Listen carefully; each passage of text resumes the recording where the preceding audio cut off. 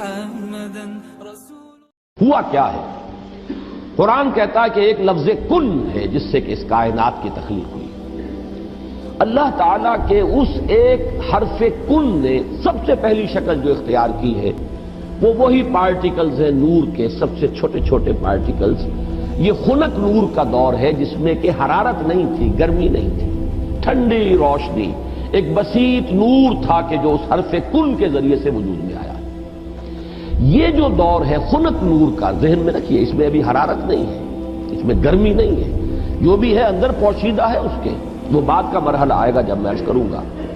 اس خنک نور کے دور ہی میں دو چیزیں اللہ نے اس سے پیدا کی جو صاحب شعور اور صاحب تشخص ہے۔ ایک ارواح انسانیہ، وہ بھی نورانی ہے، اس نور سے بنی ہے۔ دوسرے ملائکہ، وہ بھی نورانی ہے اور اس نور سے بنے۔ سب سے پہلے اللہ نے حضور صلی اللہ علیہ وسلم کی روح کو پیدا کیا، کیونکہ ابتدائی مرحلہ یہی ہے۔ یہ خنک نور کا دور ہے جبکہ ابھی نہ کوئی ناری کرے تھے، نہ کہیں کسی طرح کی خاک وغیرہ کا کوئی مسئلہ تھا۔ اس کائنات میں اللہ تعالیٰ کے حرف کن نے ایک خنک روشنی کی شکل اختیار کی، اس سے پیدا کی گئی ارواح انسانیہ، انہی میں ایک روح محمدی ہے صلی اللہ علیہ وسلم۔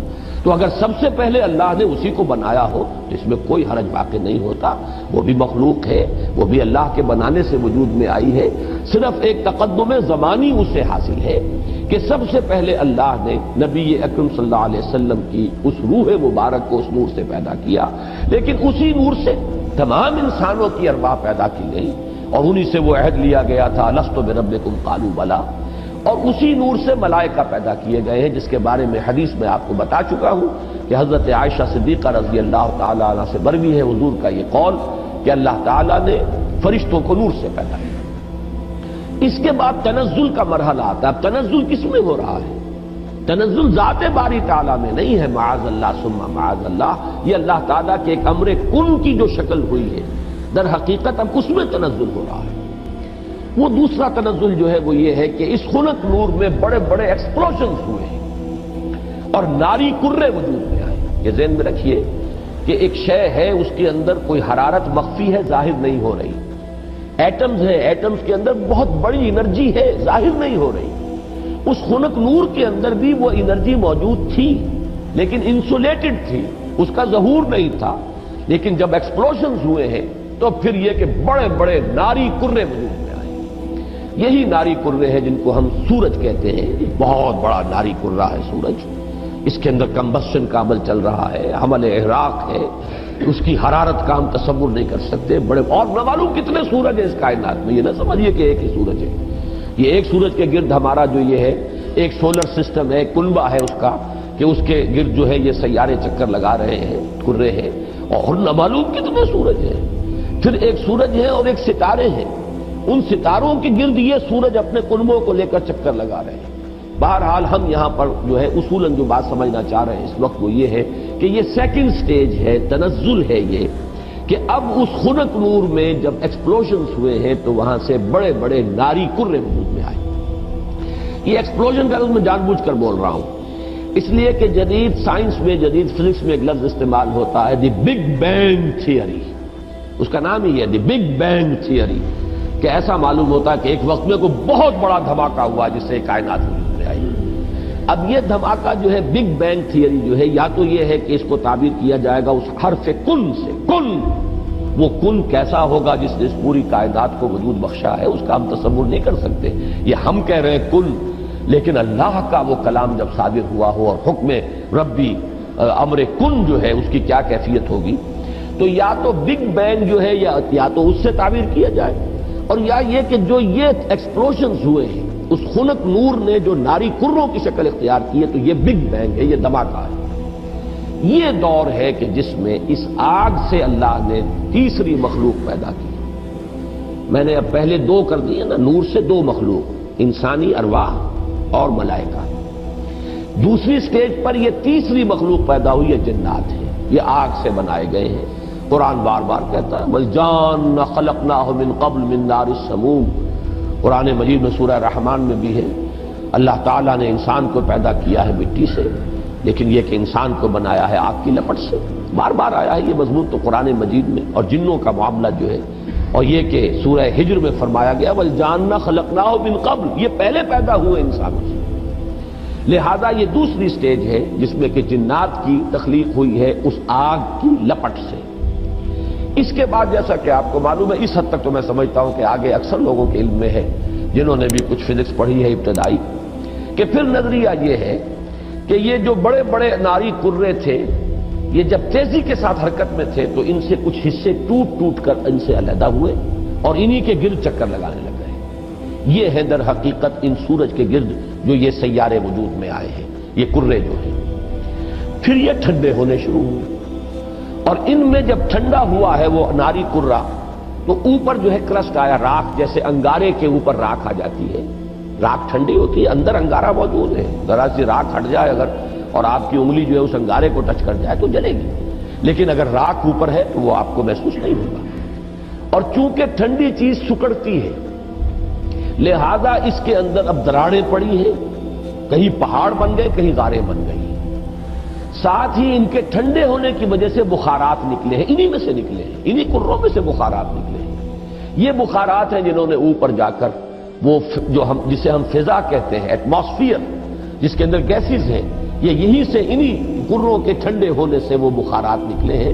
جیسے کہ آپ اگر پانی ڈالتے ہیں آگ کے اوپر تو وہ ایک بھاپ بن کے اڑتی ہے، تو خیر یہ تو پانی آپ نے ڈالا ہے، لیکن یہ کہ فضائی وہ جو کرے تھے آگ کے وہ خود ٹھنڈے ہوئے ہیں تو ان میں سے بخارات نکلے ہیں، ان میں سے جو گیسز خارج ہوئی ہیں انہوں نے ایٹماسفیئر بنایا ہے.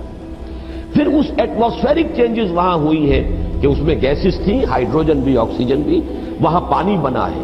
بجلی کے بڑے بڑے جب ہوئے ہیں ان کے اندر تو اس سے پانی بنا ہے اور پھر دھواں دھار بارش برسی ہے، بارش برسی ہے. اب جو ہمارے ہاں یہ جو اعداد آتے ہیں لاکھوں برس تک بارش ہی برستی رہی. نتیجہ یہ ہوا کہ جو جگہیں نشیبی تھی ان میں پانی بھر گیا، سمندر وجود میں آ گئے. اب جہاں سمندر اور مٹی کا باہمی ربط تھا، یہ جو دلدلی علاقے کہلاتے ہیں، یہاں وہ ان آرگینک کمپاؤنڈز نے آرگینک کمپاؤنڈز کی شکل اختیار کی. یہاں سے حیات ارضی کا آغاز ہوا. وہ حیات نباتاتی بھی ہے اور وہ حیات حیواناتی بھی ہے، یہاں سے اس کا آغاز ہوا. گویا کہ کل حیوانات اور کل نباتات جو کرۂ ارضی پر موجود ہیں وہ سب کے سب در حقیقت اسی کرسٹ آف دی ارتھ سے وجود میں آئے. پانی اور اس مٹی کا امتزاج اور دلدل کی شکل اس کا بن جانا اور وہاں سے ان آرگینک کی بجائے آرگینک کمپاؤنڈز کا وجود میں آنا اور اس سے حیات کا آغاز، خواہ وہ نباتاتی حیات ہو اور خواہ وہ حیواناتی حیات ہو. اس حیات کا ارتقاء ہے کہ جو پھر انسان تک پہنچا ہے. وہ اس حیات، سمجھیے کہ حیات ارضی چاہے نباتاتی ہو اور چاہے حیواناتی ہو، اس کی چوٹی کی جو شخصیت ہے وہ انسان ہے. کیونکہ قرآن مجید بھی یہی کہتا ہے، انسان کو مٹی سے بنایا، کہیں کہتا ہے مٹی تراب سے بنایا، کہیں کہتا ہے تین سے بنایا. تین گارے کو کہتے ہیں. گارا جب مٹی کے اندر پانی ملا کے گوندھ دیا جائے تو گارا بنا. کہیں کہتا ہے تین لازب سے بنایا. وہ گارا اگر پڑا رہے تو اس میں چپچپاہٹ پیدا ہو جاتی ہے، خاص طور پر آرگینک اگر آپ اس میں میٹیریل ڈال دیں گے تو جیسے کہ پرانے زمانے میں لیپنے پوتنے کے لیے وہ تغار تیار کیے جاتے تھے تو مٹی جو ہے اس میں توڑی ملا دیتے تھے تاکہ اس کے اندر جو ہے وہ تبخیر کا عمل ہو اور اس کے نتیجے میں پھر وہاں پر جو ہے وہ لیس پیدا ہوتا ہے تاکہ پھر اگر آپ اس سے پلسٹر کریں گے تو وہ ٹوٹے گا نہیں، کریک نہیں ہوگا. اگر ویسا گارا ہوگا تو اس سے پلسٹر کریں گے تو کریک ہو جائے گا. تو یہ لیس تین لازم. پھر کہیں کہا گیا ہے کہ وہ سوکھ کر کھنکھنانے لگا، من حمائن مسنون. اس کو اگر آپ دیکھیں گے جا کر تو دلدلی علاقوں کے اندر اوپر ایسی سطح بن گئی ہوتی ہے کہ جیسے بالکل وہ فلیکس ہیں اور پلیٹیں پڑی ہوئی ہے ٹوٹنے والی اور بجنے والی، کھنکنے والی. تو یہ مختلف الفاظ جو قرآن مجید نے استعمال کیے ہیں ان کا بڑا قریبی ایک تعلق ہے ان تمام چیزوں کے ساتھ. اب یہاں سے جو انسان بنا ہے، اور یہ میں عرض کر چکا ہوں اس سے پہلے سورہ نوح میں بھی چونکہ یہ مضمون آ چکا ہے، واللہ انبتکم من الارض نباتا، اللہ نے تو تمہیں اگایا ہے زمین سے جیسے اگایا جاتا ہے. تو یہ جو ایوولوشن ٹری ہے اس میں اصل شے ہے امر رب. جب بھی چینج آئی ہے اللہ کے حکم سے آئی ہے. یہی امر رب ڈارون کو معلوم ہے، اسی کی تلاش کے اندر اس نے وہ تھیوری بنائی سروائیول آف دی فٹسٹ اور اسٹرگل فار ایگزسٹنس، اور پھر یہ کہ ایکوائرڈ کیریکٹرز کا تھرو ہیریڈیٹی جو ہے منتقل ہو جانا اگلی نسل کو، اور اس کے ایکومولیشن سے نئی ایک نو کا وجود میں آ جانا، یہ پورا فلسفہ ہے ڈارون کا، اور یہ ثابت نہیں ہو سکا آج تک۔ البتہ ارتقاء وہ میں عرض کر چکا ہوں، اس کو تو مسلمانوں نے سب سے پہلے حکماء جو ہے ابن مسکوہ اور مولانا روم سب سے پہلے ارتقاء کی بات کرنے والے تو وہ ہیں۔ لہذا یہ جو عمل ہے اس میں امر رب ہے ہر جگہ پر کہ جس نے کہ کام کیا ہے ایک سے دوسری چینج میں، لیکن نتیجہ کیا ہوا ہے؟ حیوان انسان وجود میں آ گیا۔ یہ انسان نہیں ہے، حیوان انسان ہے۔ انسان تب بنتا ہے جب وہ پہلی سٹیج کی روح اس انسان کے ساتھ، حیوان انسان کے ساتھ لا کر ملائی جاتی ہے، تب انسان وجود میں آیا ہے۔ یہ ہے در حقیقت جو ایک آنکھ بند ہے جدید سائنس کی اور جدید فکر کی اور جدید فلسفے کی، وہ اس سے واقف نہیں، وہ حیوان انسان کو جانتا ہے، ہومو سیپین سے واقف ہے، اس کے ارتقاء کی بحث کر رہا ہے۔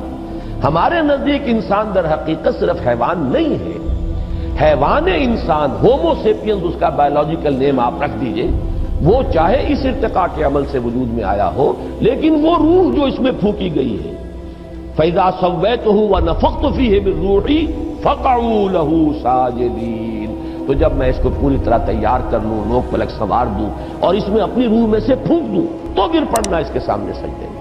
تو در حقیقت مقام جو ہے انسان کا، اس کی جو عظمت ہے، اس کی جو بلندی ہے، اس کی جو رفعت شان ہے، وہ جو مسجود ملائک بنا ہے، تو اس حیوانی وجود کی بنیاد پر نہیں، بلکہ در حقیقت اس روح ربانی کی بنیاد پر جو اس میں پھونکی گئی۔ یہ ہے سارا تھیسس، اس کو اچھی طرح سمجھ لیں، اس میں ساری چیزیں فٹ بیٹھ گئی۔ سائنس کے ساتھ ہر سٹیج پر کوریلیشن ہے۔ نمبر 2، قرآن کے ساتھ کہیں کوئی تصادم نہیں، وہ آگ سے بنائے گئے، یہ خاک سے بنائے گئے۔ انسان کا چونکہ یہ ظاہری وجود جو ہے جسمانی، وہ تو خاک سے بنا، مٹی سے بنا، پانی سے بنا، یہی عناصر اربعہ جو ہے اس کے اندر لگائے گئے ہیں۔ البتہ جو انسان کا اصل مقام ہے وہ اس روح کی وجہ سے ہے۔ اب اس کو جان لیجئے کہ چونکہ یہ میں سورہ رحمان کے درس میں تفصیل سے واضح کر چکا ہوں، اس لیے کہ مولانا امین احسن اصلاحی صاحب نے اس مقام پر بڑی زبردست ٹھوکر کھائی ہے۔ ہمارا اجماعی عقیدہ رہا ہے سلف میں کہ جنات پر وحی نہیں ہوتی، جنات میں کوئی نبی نہیں ہوتے، نہ کبھی ہوئے ہیں، اور وہ بھی تابع ہوتے ہیں جو انسانوں میں نبی اور رسول آتے رہے۔ اور ان دونوں مقامات سے بھی ثابت ہو جائے گا۔ یہ میں تو حیران ہوں کہ اصلاحی صاحب نے اتنی بڑی ٹھوکر کیسے کھائی ہے، لیکن بڑا آدمی جب ٹھوکر کھاتا تو بڑی ہی کھاتا، پھر وہ چھوٹی ٹھوکر نہیں ہوتی۔ تو یہ ہمارا اجماعی عقیدہ ہے اور 100% درست ہے۔ اس کی وجہ کیا ہے کہ در حقیقت جن میں روح نہیں ہے، وہ روح وہ تو اس پہلی سٹیج کی شے ہے، جبکہ جنات کی تخلیق سیکنڈ سٹیج پر ہوئی ہے، وہ محض ناری ہے۔ لیکن انسان محض خاکی نہیں ہے، خاکی جمع نوری ہے، اس کے اندر وہ جو روح جو ہے وہ تو نوری ہے۔ آدمی زیادہ ترفع معجونس از فرشتہ سرشتہ وز حیوان، بڑا پیارا شعر سینکڑوں برس پہلے کہہ گئے شیخ سعدی کہ آدمی زیادہ عجیب معجون مرکب ہے، اس کے اندر دو چیزیں ہیں، حیوان بھی ہے، فرشتہ بھی ہے۔ اب دیکھیں کس قدر صحیح شعر ہے۔ حیوان انسان مٹی سے بنا ہے، وہ حیات ارضی کی ایک شے ہے، ارتقاء یافتہ شکل ہے، لیکن یہ کہ جو وہ اصل روحانی وجود ہے اس کا، وہ فرشتوں کا ہم پلہ ہے، ہم سر ہے، بلکہ فرشتوں سے افضل ہے، اس لیے کہ فرشتوں کو تو ان کے سامنے جھکایا گیا ہے۔ ڈٹے رہے قرآن کے ساتھ، قرآن کے کسی شے کے ساتھ تصادم نہ ہونے پائے۔ اگر کہیں ہو رہا ہے تو ہم یہ کہیں گے کہ قرآن صحیح ہے اور سائنس غلط ہے۔ ہو سکتا ہے کہ ابھی اور سائنس ترقی کرے تو وہ وہاں تک پہنچ سکے جہاں تک کہ ہمیں قرآن پہنچا رہا ہے۔ جیسے میں آسمانوں کے تصور کے بارے میں بار بار کہتا ہوں، جب اتنا ریپیٹڈلی قرآن میں آیا ہے کہ 7 آسمان ہیں، طباقہ ہیں، ایک دوسرے کے اوپر، تو ایسا ہی ہے۔ آج تک ہم نہیں سمجھ سکے، کوئی حرج نہیں۔ آج سے 200 سال پہلے ہم اور بہت سی باتیں نہیں سمجھے تھے، ہمیں ایٹم کا سٹرکچر ہی معلوم نہیں تھا، ہم یہی نہیں سمجھ سکتے تھے کہ کل فی فلک یسبحون کے کیا معنی، کہ ہر شے تیر رہی ہے۔ یہاں تو ثبات ایک تغیر کو ہے زمانے میں، سکون محال ہے قدرت کے کارخانے میں۔ چھوٹے سے چھوٹے ذرے کے اندر بھی آپ دیکھیں گے کہ اس کا ایک نیوکلیس ہے اور اس کے گرد جو ہے الیکٹران جو ہے چکر لگا رہے ہیں۔ کل فی فلک یسبحون، آپ چاہے اجرام سماویہ تک پہنچ جائیں، سورج اور اس کے ان کروں کو لے لیں، تب بھی وہ ہر چیز تیر رہی ہے۔ سورج بھی کھڑا نہیں ہے، سورج بھی تیر رہا ہے۔ کوئی ستارہ اور سٹار ہے جس کے گرد سورج چکر لگا رہا ہے۔ کبھی ہم نے یہ سمجھا کہ سورج کھڑا ہوا ہے، کبھی ہم نے سمجھا سورج چلتا ہے زمین کھڑی ہوئی ہے۔ یہ ہمارے علم کے ادوار تھے، یا یوں کہیے علم کے نہیں جہالت کے ادوار تھے۔ لیکن آج علم انسانی یہاں تک پہنچ گیا کہ کوئی شے کھڑی نہیں ہے، ہر شے تیر رہی ہے۔ اب معلوم ہوا قرآن مجید میں ایک سے زائد جگہ پر آیا کل فی فلک یسبحون، ہر شے اپنے مدار کے اندر اپنی سطح کے اوپر تیر رہی ہے۔ اسی طریقے سے وقت آئے گا کہ جب کہ ہمیں معلوم ہوگا کہ یہ بات تھی جو آج ہمیں معلوم ہوئی، جو قرآن 7 آسمانوں کے حوالے سے بار بار کہتا ہے۔ تو جہاں سائنس جو ہے وہ ہمیں قرآن مجید سے ٹکراتی بھی محسوس ہو، وہاں ہمارا معاملہ یہ ہوگا کہ ہم قرآن پر ایمان کو محکم رکھیں گے۔